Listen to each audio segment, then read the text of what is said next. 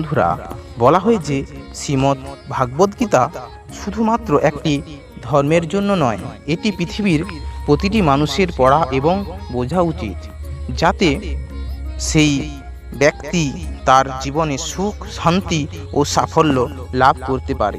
শ্রীমদ্ ভাগবত গীতায় মোট 18টি অধ্যায় রয়েছে এবং 18টি অধ্যায়ের মোট 700টি শ্লোক রয়েছে, যা সংস্কৃত ও শুদ্ধ বাংলা ভাষায় লেখা। তাই সবার পক্ষে পড়া ও বোঝা একটু কঠিন হয়ে পড়ে। তাই খুব বিশেষ এই ভিডিওটিতে আমি আপনাদের শ্রীমদ্ ভাগবত গীতার 111টি জীবনের প্রতি পদক্ষেপে প্রয়োজনীয় শ্লোক সাধারণ বাংলা ভাষায় আপনাদের বলতে চলেছি, যা জানতে আপনি শ্রীমদ্ ভাগবত গীতার প্রকৃত অর্থ বুঝতে পারবেন। লক্ষ্যহীন জীবন মানুষকে ভুল পথে চালিত করে। লোভ, ক্রোধ, হিংসা পরম শত্রু, যার উপর নিয়ন্ত্রণ না থাকলে মানুষের মৃত্যু অনিবার্য। ইন্দ্রিয় থেকে প্রাপ্ত আনন্দ প্রথমে অমৃতের মতো মনে হলেও শেষ পর্যন্ত এটি বিষের ন্যায় ক্ষতিকারক হয়ে ওঠে, যা কেবল মানুষের জীবনকে পাপে পরিপূর্ণ করে। মানুষের কামনা ও বাসনাই হল প্রভূত দুঃখের প্রধান কারণ। জন্মের সাথেই মানুষের মৃত্যু নির্ধারিত, তাই নিজের কর্ম করো যা অনিবার্য, তার জন্য দুঃখ করো না। জীবন ধারণের জন্য প্রয়োজন কর্ম অবশ্যই সম্পাদন করো, তবে বিনা অহংকারে, বিনা লালসায়, বিনা হিংসায়, কারণ সঠিক কর্ম করা উচিত ভালোবাসা, অনুভূতি, নম্রতা ও ভক্তির সাথে। জীবনে কর্ম করে যাও, ফলের আশা করো না। মনের স্থিরতার জন্য শান্তি, ভদ্রতা, নীরবতা, আত্মসংযম এবং পবিত্রতা শিক্ষা গ্রহণ করা আবশ্যক। কেবলমাত্র স্বার্থ ত্যাগই হলো আনন্দ ও সন্তুষ্টির একমাত্র সহজ পথ। সময় হলো সর্বশক্তিমান, তাই কখনো সময় নষ্ট করবেন না। জড়বস্তুগত সুখ সর্বদা ক্ষণস্থায়ী, কেবল ঈশ্বরের প্রতি আত্মসমর্পণ এবং ভক্তি হলো অনন্ত সুখের একমাত্র পথ।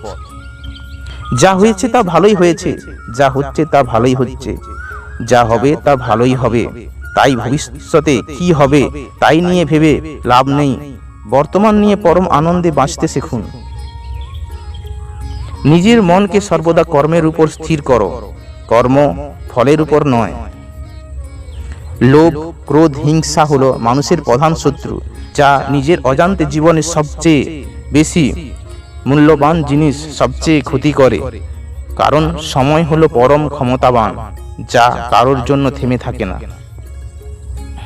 জীবনে অমরত্ব পেতে সম্মান অর্জন করতে শেখো, কারণ জীবন ক্ষণস্থায়ী হলেও কিন্তু ব্যক্তির অর্জিত সম্মান চিরস্থায়ী।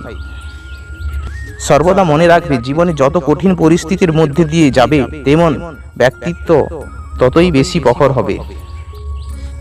প্রতিটি কর্মের আগে আমাদের কর্মের প্রতি সঠিক মনোভাব গড়ে তোলা আবশ্যক, তবে সেই কর্মকে আনন্দের সাথে সম্পূর্ণ করা সম্ভব। সঠিক উদ্দেশ্য নিয়ে সঠিক কাজ সম্পূর্ণ করাই হলো আমাদের জীবনের পরম সাফল্য।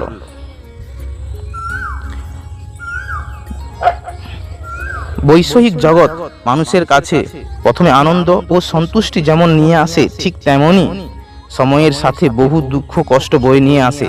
কারণ বৈষয়িক সম্পত্তি পাওয়ার চেয়ে তা হারিয়ে ফেলার ভয় ও উদ্বেগ মানুষের মধ্যে বহুগুণ বেশি। বিবেক ও বুদ্ধি হলো মানুষের পরম সম্পদ, যা সঠিক সময় জীবনে সঠিক দিশা বেছে নিতে সাহায্য করে। প্রজ্বলিত অগ্নি যেমন জ্বালানি কাঠকে ছাইতে পরিণত করে, ঠিক এমন ভাবে আমাদের জ্ঞান আলো আমাদের মনের মধ্যে থাকা আত্ম অহংকারকে ছাইতে পরিণত করে। যে ব্যক্তির মন তার শত্রু এবং বন্ধুদের মধ্যে সম্পূর্ণ ভেদাভেদহীন, কেবলমাত্র তিনিই পরম শান্তির অধিকারী।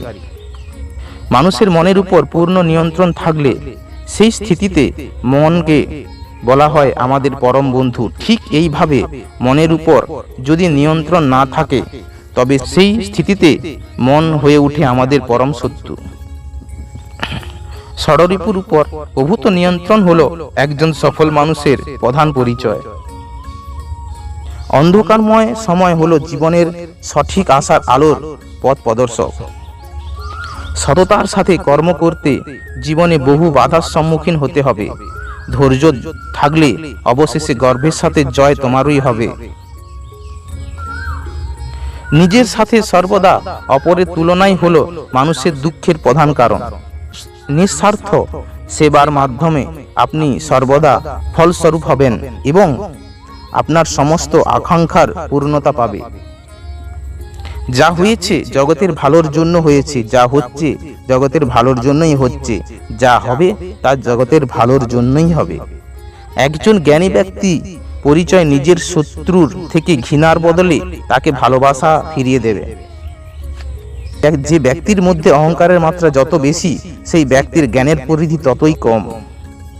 একজন বুদ্ধিমান ব্যক্তি যে কোনো সমস্যার সমাধান করতে পারেন, ঠিক তেমনি জ্ঞানী ব্যক্তিরা সমস্যার থেকে এড়িয়েও যেতে সক্ষম হন। যে ব্যক্তির তার সমস্ত জীবন শ্রীকৃষ্ণের চরণে উৎসর্গ করেন, তিনি কেবল সমস্ত কর্মবন্ধন থেকেই মুক্ত। যতক্ষণ না আমরা আমাদের কষ্ট থেকে শিক্ষা না গ্রহণ করতে পারছি, ততক্ষণ আমাদের জীবনে কষ্ট শেষ হবে না। সকল ব্যক্তি কেবলমাত্র তিনি হতে পারেন যিনি প্রতিকূলতার কাছে কোনো পরিস্থিতিও পরাজয় স্বীকার করেননি। সুখের একমাত্র চাবিকাঠি হলো নিজের কামনার উপর নিয়ন্ত্রণ করা।